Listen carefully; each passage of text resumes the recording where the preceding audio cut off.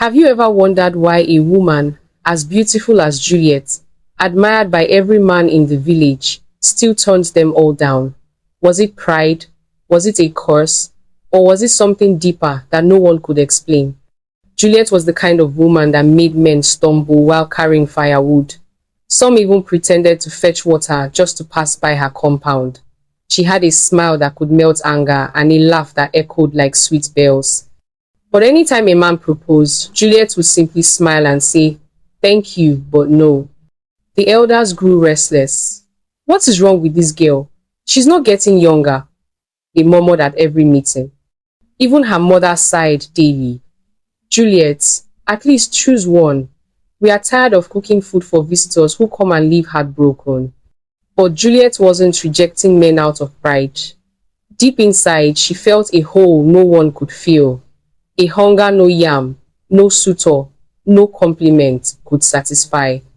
And as the whispers grew louder, Juliet's strange journey was just beginning. Why would a woman reject Chief Okoro, the wealthiest man in the village, yet also reject Sunday, the humble palm wine tapper? Was Juliet too picky, or was she simply impossible to please? Chief Okoro once arrived with 3 goats, a basket of kola nuts, and promises of building her a shop in the market. Juliet thanked him, collected the kola nuts politely, then shook her head. "You're kind, Chief, but I'm not the one for you." Sunday, on the other hand, came with only 2 calabashes of palm wine and said shyly, "Juliet, if you marry me, you will never be thirsty." Juliet laughed so hard she nearly spilled the wine, but still said no. By now, the village youths were angry. "She thinks she's a queen. Let her stay single forever." Some women even muttered, "Maybe her spirit husband is keeping her." But Juliet only smiled when teased. She couldn't explain the emptiness inside her, that nagging sense that what she was looking for wasn't in any man she had seen yet. How long can a mother watch her daughter refuse suitors before she explodes? Mama Juliet had reached her limit. One hot afternoon, she stormed into Juliet's room while her daughter combed her hair. "Juliet, are you a witch? Tell me, because if you're not, then why are you rejecting men like flies? Do you expect an angel to come from heaven with a ring?" Juliet laughed softly. "Mama, please stop shouting. My head is paining me." "Your head will not only pain you, it will carry shame for me in this village," Mama continued. "Do you want to turn my compound into a resting place for disappointed bachelors? Every week they knock, they eat, they go. Are we running a restaurant?" Juliet dropped her comb and hugged her mother. "Mama, I swear I'm not proud. I just don't feel complete with them." Her mother sighed, half angry, half pitiful. "My daughter, if you keep waiting for perfection, you will wait until your teeth fall out." But Juliet knew in her spirit her story was different. Something was coming, something that no one in the village was ready for. By morning, the gossip had grown legs and started running. At the stream, women whispered, "Juliet has a spirit husband." At the market, traders said she made a secret vow to never marry. The boys at the football field laughed. "Maybe the only man she wants is Ronaldo." Juliet walked through the noise with her head high, but inside, she felt small.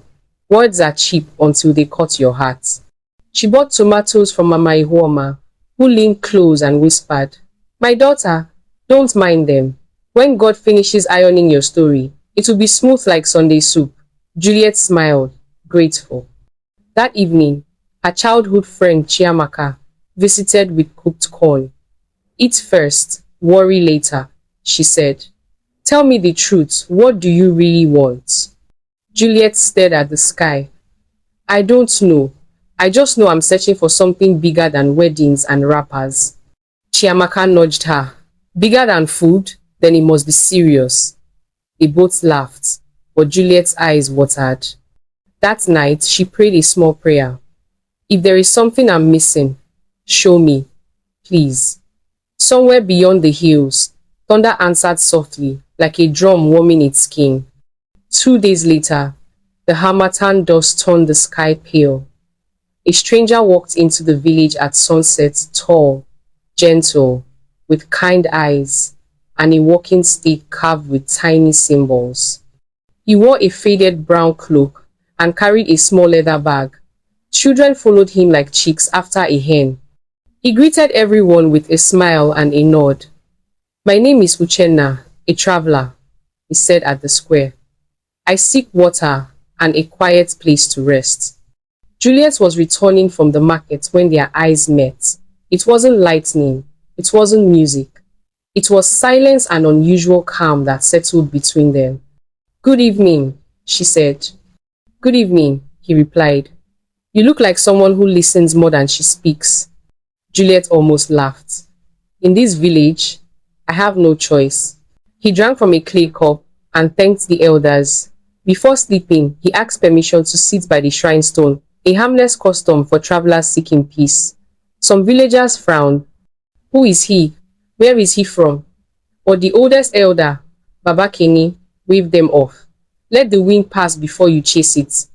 That night, Juliet dreamed of a river she had never seen, shining under moonlight. The next morning, Uchenna sat under the udala tree, carving small birds from wood. Children giggled as the birds flew from his hands.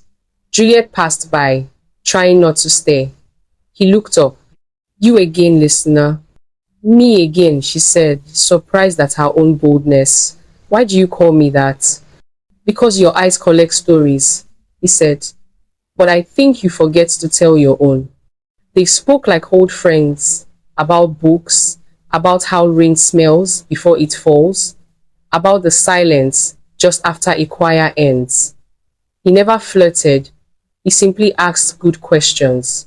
Juliet felt seen, not chased. Later, at the well, Chiamaka raised her eyebrows. "So, traveler?" Juliet rolled her eyes. "Please, he's just someone who talks like a proverb." Chiamaka grinned. "Proverbs are wiser than some men." But not everyone was smiling. Chief Okoro watched from his shop. "This stranger is sweet-tongued," he told the elders. "He will scatter our daughters' heads." That evening, Uchenna told a small story at the square about a bird who searched the whole forest for the sky, only to discover the sky was inside its wings. Juliet felt something shift in her chest, as if a door she had never noticed clicked open. The elders called a meeting. "This traveler must explain himself," Chief Okoro insisted. "He sits near shrines. He tells strange stories. And Juliet now smiles at nobody's jokes except his own." The crowd murmured like bees. Uchenna stood calmly. "I'm a traveler and a teacher of small wisdom. I mean no harm." Chief Okoro scoffed, then answered this, "Why are you here?" Uchenna smiled. "Because your village called for rain, and sometimes rain arrives as a cloud first." People gasped in confusion. Juliet stepped forward. "Elders, he has been kind. Please, allow him to rest." Chief Okoro's eyes narrowed. "Ah, so our queen has found a king." Laughter burst out, sharp and rude. Juliet's cheeks burned. Baba Kene lifted his staff. "Enough. Let the man stay 3 days. If he brings trouble, he will leave." After the meeting, Uchenna walked beside Juliet. "Are you all right?" She forced a smile. "I have survived bigger fires. This is only smoke." He nodded. Smoke still stings the eyes. That night, the wind rose. A baby fell suddenly ill. Drums started beating for help. And as mothers rushed with hot water and prayers, Juliet heard a voice in her heart. "Now you will understand your hunger." The baby who fell sick was Mama Uzo's only son. One moment he was laughing, the next his body burned like fire. Women shouted, "Bring palm oil! Boil water! Call the herbalist!" The compound filled with panic. Juliet stood in the crowd, clutching her chest. Mama Uzo's tears tore her heart. Suddenly, Uchenna stepped forward. He knelt beside the baby, whispered something no one heard, then touched the child's forehead with his carved stick. Within minutes, the child stopped convulsing. His breathing calmed. The crowd gasped. "Is this man a healer?" or a sorcerer? Whispers flew. Chief Okoro spat. Tricks! He is bewitching us. But Mama Uzo hugged Uchenna's feet. If this is witchcraft, then let witches live forever. Juliet's eyes filled with tears. She had never seen such calm power. The emptiness inside her stirred, as if it recognized something. That night she couldn't sleep. She asked herself, why do I feel drawn to him? Is it love or something deeper? The next morning, half the village praised Uchenna as a savior. The other half whispered he was dangerous. Children followed him, laughing, but some adults crossed the street to avoid him. Juliet brought him food quietly. Here, she said, handing him cooked rice. He smiled. Thank you, listener. Stop calling me that, she teased. I do speak sometimes. True, he chuckled. But when you speak, the world listens differently. Their laughter felt light, but eyes were watching. Mama Ifeoma muttered, see her, smiling like roasted plantain. Tomorrow she'll regret. By evening, Chief Okoro gathered the young men. This stranger is stealing our people's minds. If Juliet falls for him, the whole village will follow. We must expose him. The youths nodded, already planning, but Juliet, unaware of their schemes, sat under the moon that night, listening to Uchenna tell a story about rivers. His words washed over her heart like cool water. For the first time, she thought, maybe I am not cursed. Maybe I was just waiting for him. 2 days later, the elders summoned Juliet. Daughter, you've refused every man in this village. Now you walk with a stranger. Do you want to disgrace us? Juliet raised her chin. Elders, I have done nothing wrong. Is it a crime to talk with a traveler? Chief Okoro banged his staff. You mock us. This is why men avoid you. You are proud. Juliet's temper flared. Proud? I could have married you, Chief, but I said no. Is that pride or wisdom? The crowd erupted in laughter. Even Uchenna hid a smile. Okoro's face darkened like storm clouds. Laugh today, cry tomorrow, he warned. Juliet went home shaking, but her mother pulled her aside. My daughter, why do you fight the whole village? Juliet whispered, Mama, I don't know why, but when I'm with him, I feel full, like my hunger finally met food. Her mother sighed, touching her cheek. Just pray it's not poisoned food. That night, thunder rolled again. Juliet wondered, was this man sent to heal her heart or to break it forever? That night, Juliet dreamed of standing in a wide river. The water was calm, but beneath it, dark shadows swam. Suddenly, Uchenna appeared on the other side, stretching out his hand. Cross, he said, but when she stepped forward, the water rose, trying to swallow her. She woke up sweating. Her mother rushed in. Again? Juliet, you've been tossing since midnight. What did you see? Juliet hesitated. Mama, what if this man is the answer and the danger at the same time? Mama shook her head. My daughter, a man who confuses your sleep may confuse your life. Juliet laughed weakly. Mama, sometimes even beans confuse the stomach before it satisfies. The next morning, Uchenna saw her pale face. Bad dream? Yes, she admitted. He only smiled gently. Dreams don't lie, but they don't always speak in straight lines. Her heart raced. She wanted to believe him, but the river in her dream still whispered, beware. By now, the young men of the village could no longer hide their bitterness. While Juliet laughed with Uchenna near the well, Obi, one of her old admirers, clenched his fists. So all my goat gifts were nothing, but a stranger with a stick can win her heart? Chief Okoro fueled the fire. Youths, will you allow this traveler to disgrace us? He has bewitched Juliet. Tomorrow, he may bewitch your sisters too. That night, they plotted. Some wanted to chase Uchenna out. Others wanted to shame Juliet publicly. Obi suggested, Let's catch them talking together. Then we will show the whole village. But fate beat them to it. The very next day, Juliet and Uchenna sat under the udala tree, sharing roasted plantain, when the youths appeared, pretending to play wrestling nearby. Their eyes were full of suspicion, waiting for a mistake. Juliet noticed and whispered, "Why do I feel like a goat in the middle of hungry lions?" Uchenna chuckled softly, because even lions must test the strength of what they fear. That evening, Baba Kene, the oldest elder, sent for Uchenna privately. "Traveler, you are not ordinary. Who are you really?" Uchenna bowed.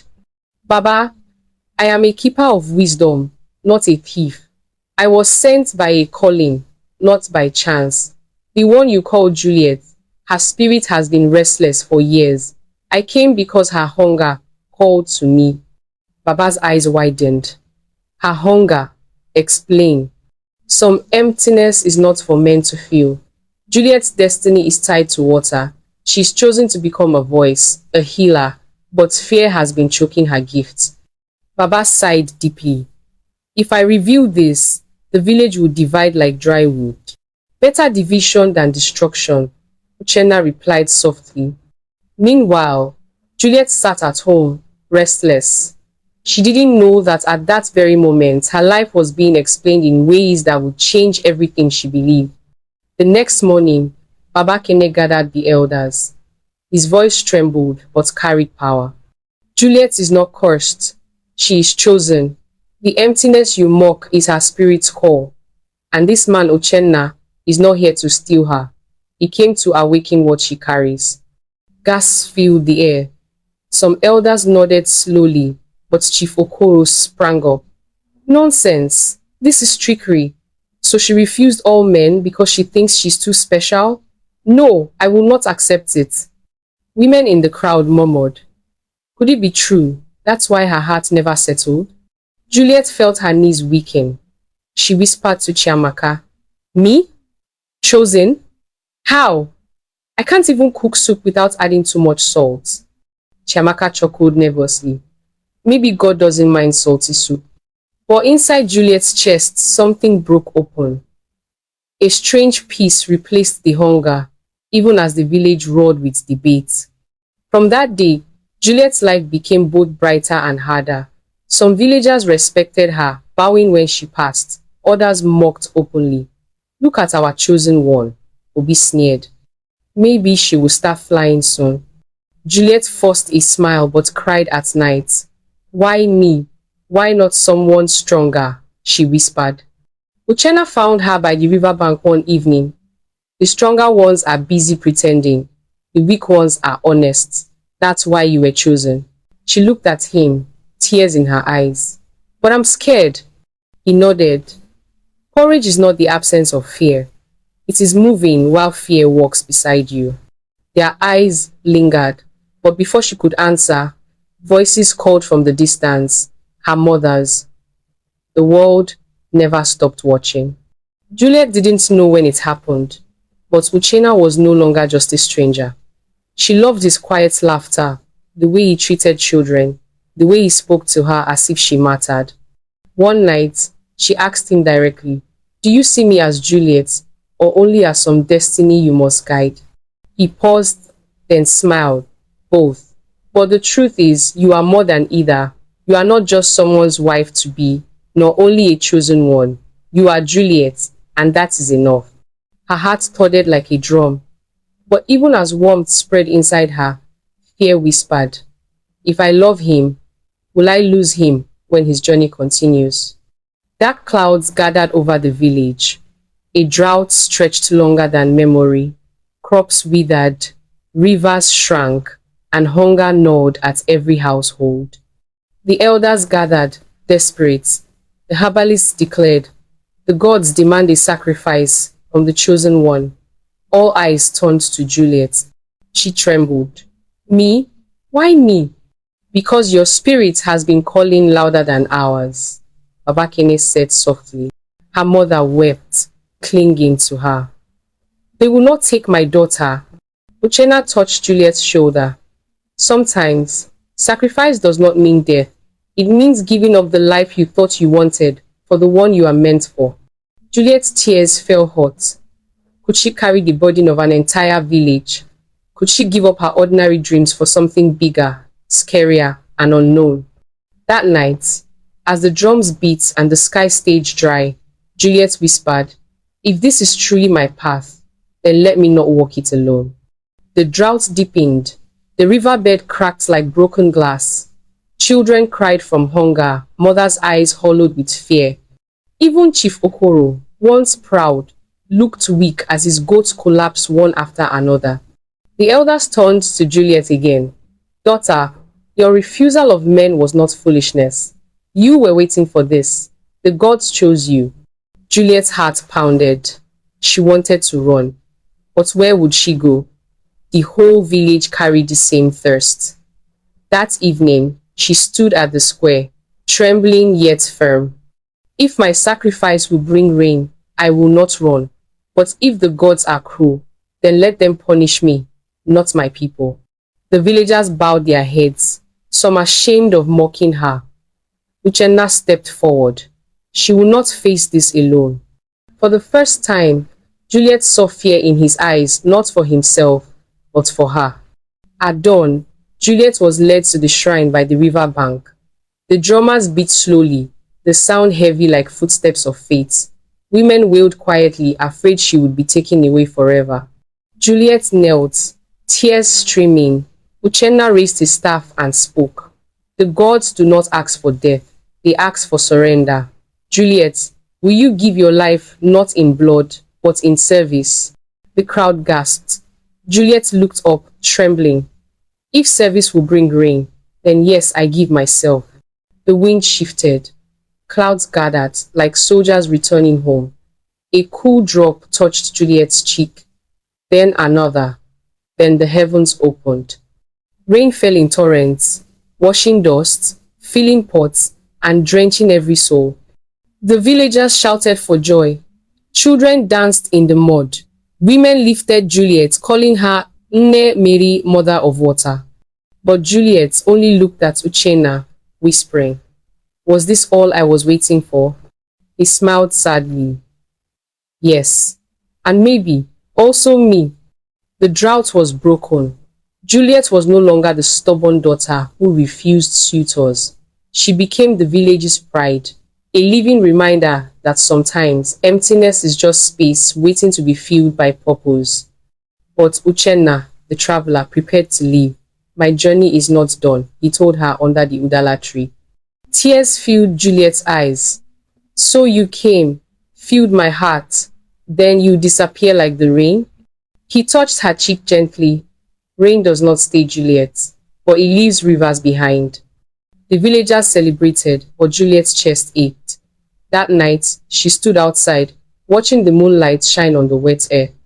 She whispered to herself, "I thought I was searching for a man, but all along, I was searching for myself." Her laughter carried softly into the night, half joy, half sorrow.